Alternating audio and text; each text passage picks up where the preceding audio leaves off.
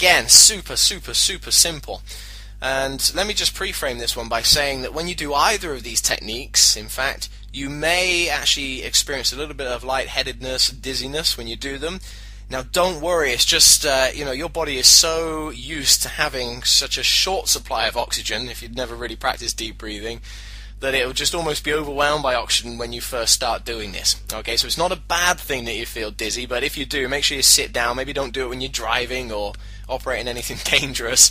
Make sure you're sat down maybe to do it first few times.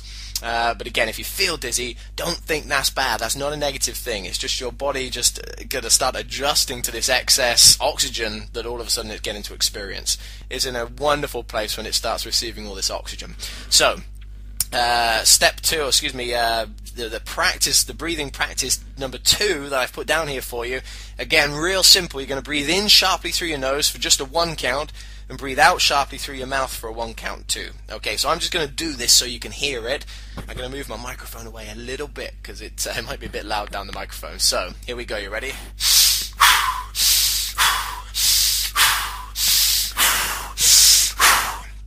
Okay, did you get that? Wonderful. So, those are the 2 techniques. And what I'd recommend you do, in fact, is before you even go anywhere, because it's really important, Tony Robbins always says this. Tony Robbins is a great personal development teacher, and he always says of goals that it's vital to never leave the sight of a goal without first taking action. So what he means by that is, you can get all inspired and invigorated and excited when you hear some new information. Oh yes, I'm going to make that happen, I'm going to do it.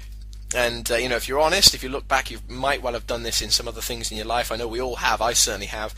And we get all inspired and motivated, and then as each hour passes afterwards, that motivation starts to die away, that excitement starts to die away, and we just slip back straight to old habits, things we've always done. And so what's really important is when you're learning this stuff, when you're learning new things, it's so important just to try them as you go. You've got to do them in the moment.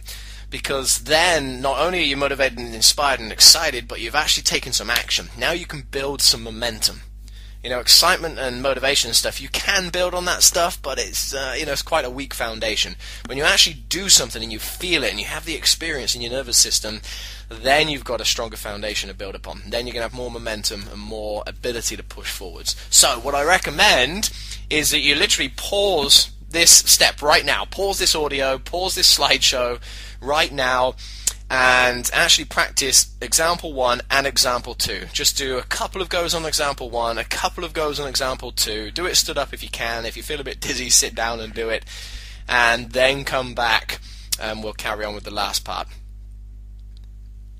Okay, did you do it? I hope you did. If you didn't, again, do pause it, do it, please, trust me on this. Doing it is what makes all the difference, obviously. So if you did do it, how do you feel? Do you at least feel a little bit more energized, a little bit more invigorated, a little bit more refreshed than you did a few minutes ago? If you did the breathing, it's a virtual guarantee that you do feel that little bit better right now, at the very least. So there's a great example for you. And my recommendation to take these practices away is just to practice them every day. Every chance you get, when you walk into work, walk into the shops, if you're sat at your computer desk, if you're making breakfast in the morning, in the shower, driving your car. Literally, you can do this practice anywhere, and this is the beauty of it. And I want you to practice it as a bare minimum 3 times a day. Maybe take one of those breathing patterns and practice it for a minute or 2, maybe 3 times a day.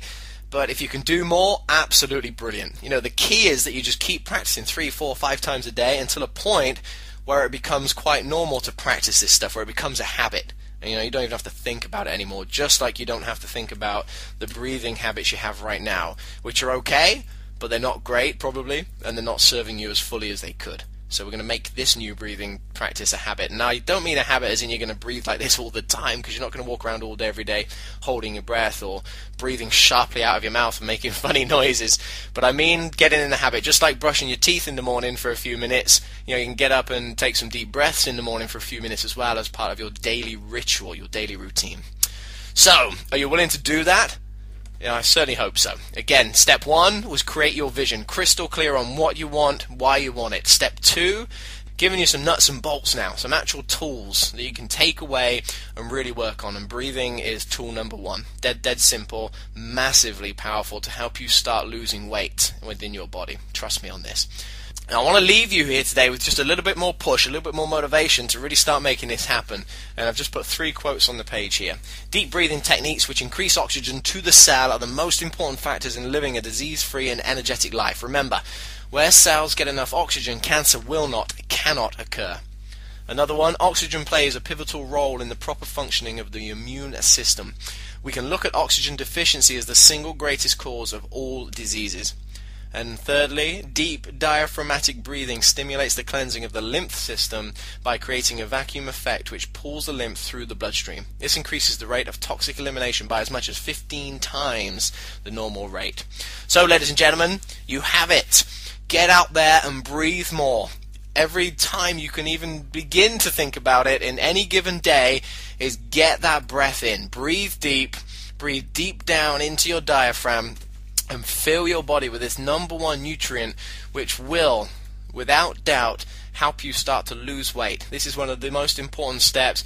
Get this right and you're going to start to feel a transformation right away. You're going to have more energy, more vitality, better emotional moods, and all these things are going to start pulling you away from wanting to eat crappy foods and drink crappy drinks and all the emotional stresses which cause acid and help us stay overweight. I mean, this one step alone is huge. So have fun with it.